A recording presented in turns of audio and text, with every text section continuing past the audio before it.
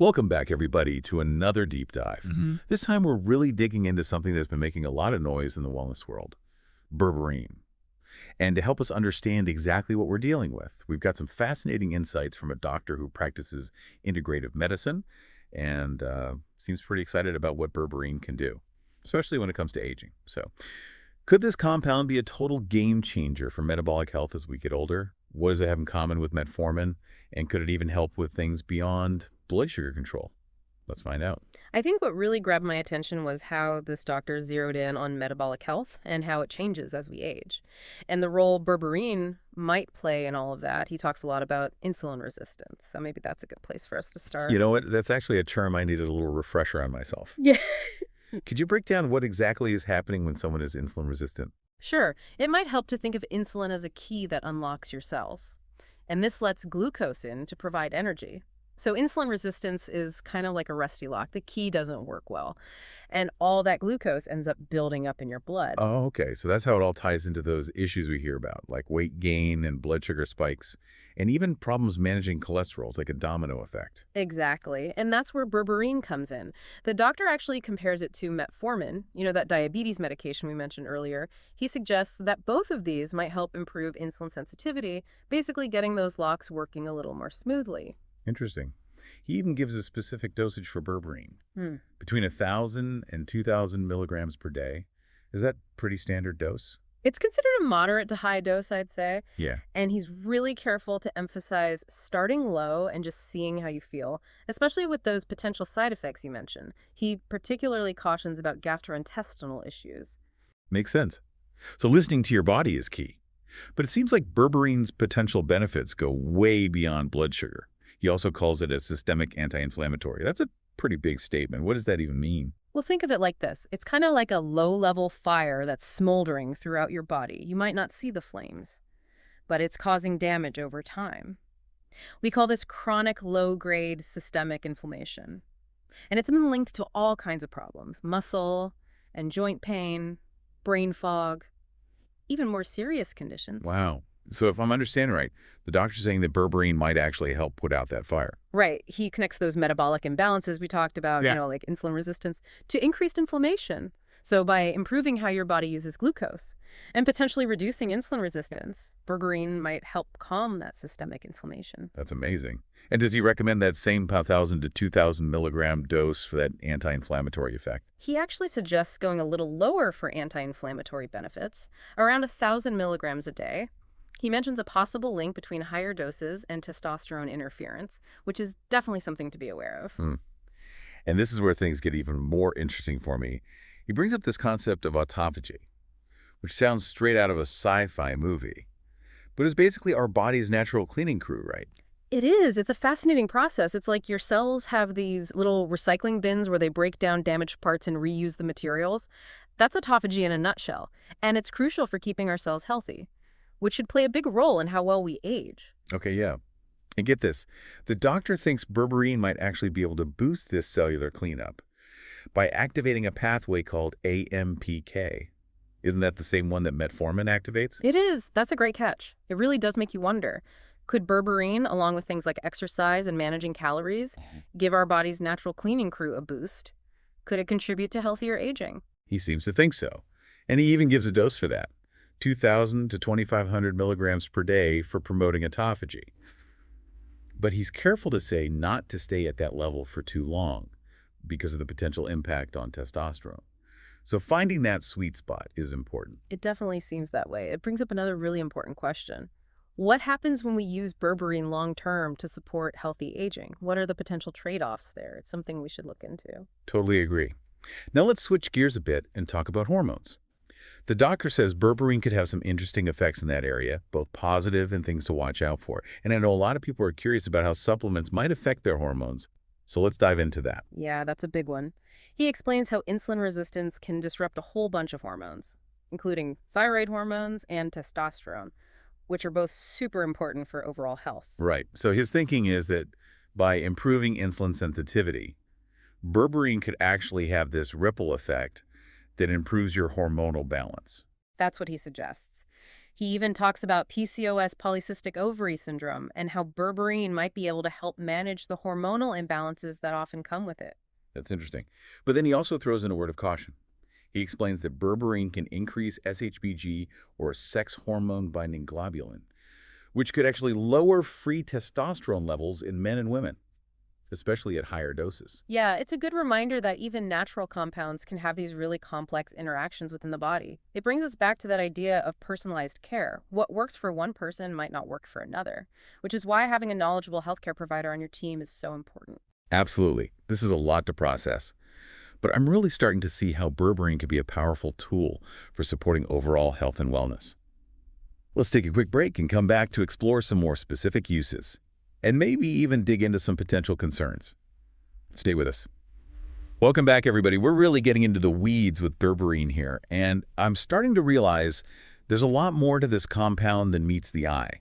It's not just some trendy supplement, there's actual science behind it. Yeah, it really is fascinating. The more we dig into berberine, the more interesting it gets. And something I've noticed is that this doctor really emphasizes the idea of personalized care.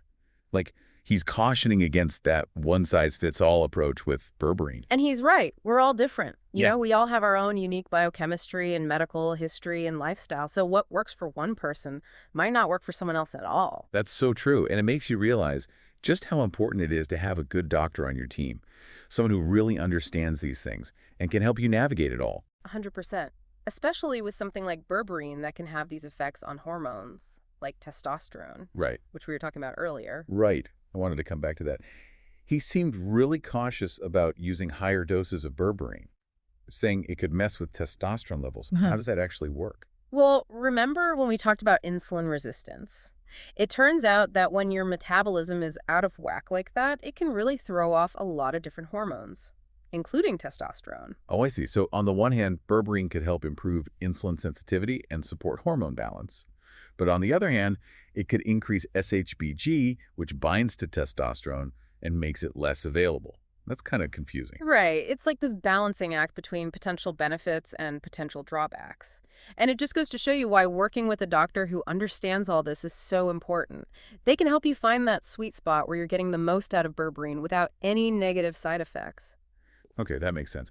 He specifically mentioned PCOS, polycystic ovary syndrome, as a condition where berberine might be helpful for hormonal support. What's the thinking there? There's some research suggesting that berberine might help regulate hormones like testosterone and insulin in women with PCOS. And since hormonal imbalances are a big part of that condition, there's a lot of interest in how berberine could potentially help. Gotcha. But again, it's always best to work with a doctor before trying anything new, right? Absolutely. Trying to self-treat with something like berberine can be risky. It's always better to have a healthcare professional who can monitor your progress and help you make adjustments along the way.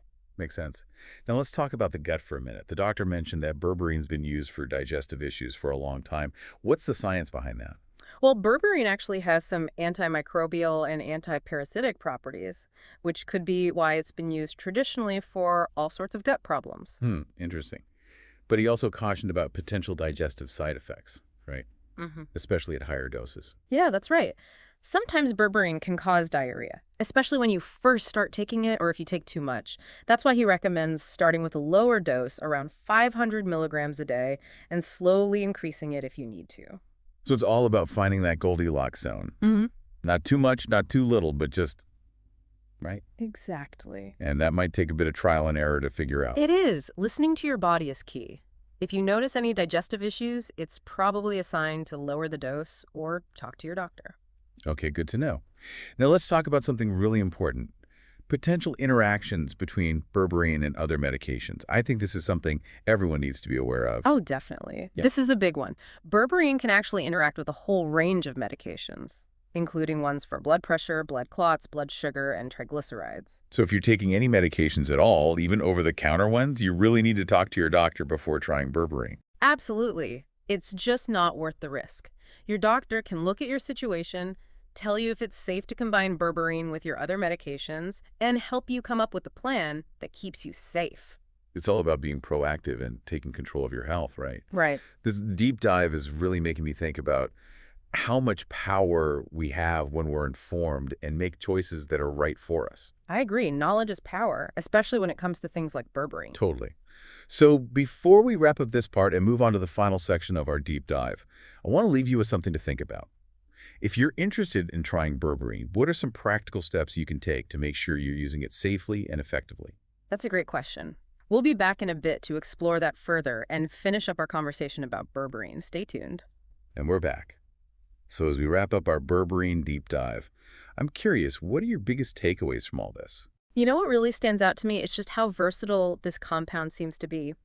I mean, we talked about potential benefits for metabolic health, inflammation, hormones, even that cellular cleanup process, autophagy.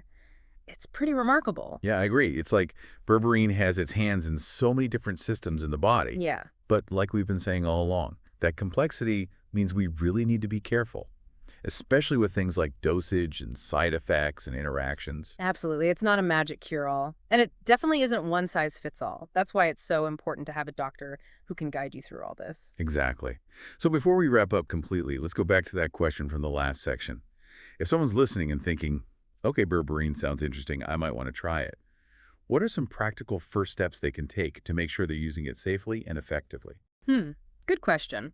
If I were you, the first thing I'd do is hit the books or, the internet. Do some research. Learn as much as you can about berberine. The good, the bad, the in-between. There are tons of reputable resources out there that can give you solid information. Right. Knowledge is power. And speaking of which, what about talking to your doctor? That seems to be a recurring theme for us today. It is, and for good reason. Yeah. Your doctor knows your medical history, they understand your needs, they can help you figure out if berberine's even right for you in the first place. And they can also help you figure out the right dose and keep an eye out for any side effects or interactions with your other medications. Exactly. It's all about working together to come up with a plan that's tailored to you and keeps you safe. Okay, so research, talk to your doctor, and then what? What about actually starting to take berberine? Any tips there? Well, the doctor we were talking about always recommends starting low, like 500 milligrams a day. That gives your body a chance to adjust and see how it reacts. Right. And he also said not to stay at a high dose for too long, especially because of that testosterone thing. Yeah, it's all about finding that balance and paying attention to how you feel. That makes sense. You know what strikes me is that this whole approach, researching, talking to your doctor, starting low, listening to your body, that applies to pretty much any health decision. I think you're right. It's all about being an active participant in your own well-being. It's about making choices that empower you. Well said. And with that, I think we're going to wrap up our deep dive into berberine. I hope you learned something new today. And maybe even feel a little more empowered to take control of your health. It's been great chatting with you. Remember, there's a whole world of health and wellness out there to explore. So keep asking questions, keep learning, and keep diving deep. And until next time, take care, everyone.